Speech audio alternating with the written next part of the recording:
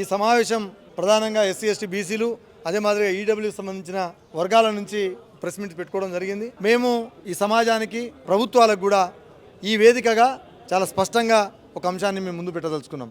ఈ దేశంలో రిజర్వేషన్ లేని కులాలు వర్గాలు లేవు అని చాలా స్పష్టంగా మనకి ఈడబ్ల్యూఎస్ రిజర్వేషన్ తోటి అర్థమైపోయింది. ఎస్సీలకు ఉంది, ఎస్టీలకు ఉంది, బీసీలకు ఉంది, ఈడబ్ల్యూఎస్లకు కూడా రిజర్వేషన్ ఉంది. అంటే ఈ దేశంలో అందరూ రిజర్వేషన్ ఫలాలు పొందుతున్న వాళ్ళమే.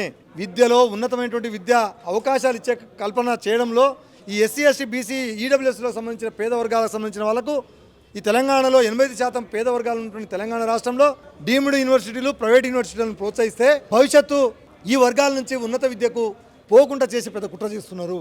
అందులో రిజర్వేషన్ లేకపోవడం, నియమాలు ప్రభుత్వ ఆధీనంలో ఉండకపోవడం, కౌన్సిలింగ్ లేకపోవడము, జేఈతో సంబంధం లేదు, ఐఐటీతో సంబంధం లేదు, అడ్వాన్స్తో సంబంధం లేదు, ఎంసెట్ ఎఫ్సెట్తో సంబంధం లేకుండా అడ్మిషన్లు వాళ్ళు పెట్టిన పరీక్షలో హాజరైతే చాలు, లక్షల రూపాయల ఫీజులు ఇస్తే చాలు వాళ్ళకి ఎంబీబీఎస్ సీట్ ఇచ్చే పరిస్థితి ఉన్నది.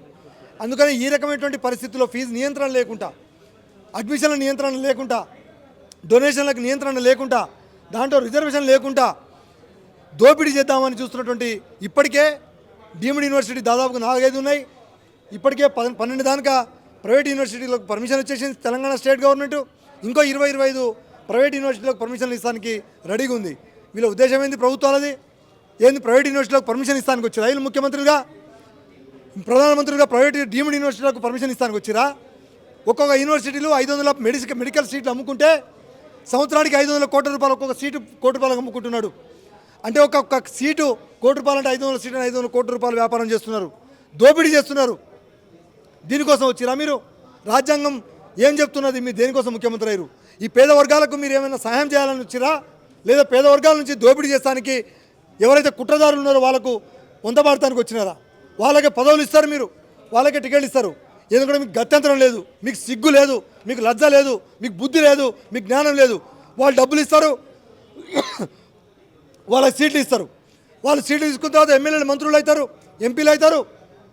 మా వర్గాలను దోపిడీ చేసినా మీరు మాత్రం ఏం చూస్తూ ఊరుకుంటారు? వాళ్ళని ఏమన్నారు? వాళ్ళ మీద ఏ రకమైనటువంటి యాక్షన్లు ఉండవు. అంటే మా వర్గాల వాళ్ళు ఉన్నత విద్యను అందుకోవద్దు, విదేశాల్లో చదువుకోవద్దు, మళ్ళా గుమస్తాగిరి చేయాలి, బర్రెలు గాయాలి, గొర్రెలు గాయాలి. దయచేసి తెలంగాణ సమాజం, తెలంగాణ పాత్రికేయ మిత్రులు, సోషల్ మీడియా మిత్రులు, యూట్యూబ్ ఛానల్స్, ప్రజా సంఘాలు, తెలంగాణ కోసం కొట్టాడినటువంటి మాలాంటి వాళ్ళందరం ఎస్సీ ఎస్టీ బీసీ ఈడబ్ల్యూఎస్తో పాటు తెలంగాణ మేధావులు, రాజకీయ పార్టీల స్టాండ్ను కూడా మేము తెలుసుకోదలుచుకున్నాం. 13వ తారీఖు నాడు వారిని కూడా ఆహ్వానిస్తున్నాం. 13వ తారీఖు నాడు పెద్ద ఎత్తున రౌండ్ టేబుల్ సమావేశాన్ని జలవిహార్లో పెట్టదలుచుకున్నాం. ఇక్కడి నుంచే మరో జంజీ తరహా కంటే అద్భుతమైనటువంటి ఉద్యమం. ఇది ఒక పేపర్ లీక్ కోసం జరుగుతున్న ఉద్యమం కాదు. ఇది భవిష్యత్తులో ఉన్నత విద్యను అందుకోకుండా చేస్తున్నటువంటి కుట్రలను, ఆ కుట్రదారులను పాతాళం తొక్కే ఒక మహత్తరమైనటువంటి ఉద్యమం. దయచేసి తెలంగాణ ప్రజలారా ఆలోచించండి. మీరు కూడా అందరం కూడా కలిసికట్టుగా ఐక్యతతోటి సమాన హక్కుల కోసం, సమాన విద్య కోసం మనందరం ఆర్టికల్ 15 క్లాస్ 4, ఆర్టికల్ 15 క్లాస్ 5 ఏదైతే చెప్తున్నదో దాన్ని అనుసరించి మనందరికీ వెనుకబడినటువంటి వర్గాలకు మనకు సరైనటువంటి పద్ధతుల్లో ఉన్నత విద్యలో రిజర్వేషన్ ఇవ్వాలని చెప్పేసి ఏదైతే రాజ్యాంగం చెప్తున్నదో దాన్ని సాధించుకోవడం కోసమే, ఈ దోపిడీదారుల నుంచి మన బిడ్డలను, భవిష్యత్తు తెలంగాణను కాపాడుకోవడం కోసమే, భవిష్యత్తు భారతాన్ని కాపాడుకోవడం కోసమే ఈ ఉద్యమంలో భాగస్వాములు కావాల్సిందిగా విజ్ఞప్తి చేస్తూ మీరందరూ 13వ తారీఖు నాడు పెద్ద ఎత్తున రావాల్సిందిగా విజ్ఞప్తి చేస్తా ఉన్నాం. ధన్యవాదాలు.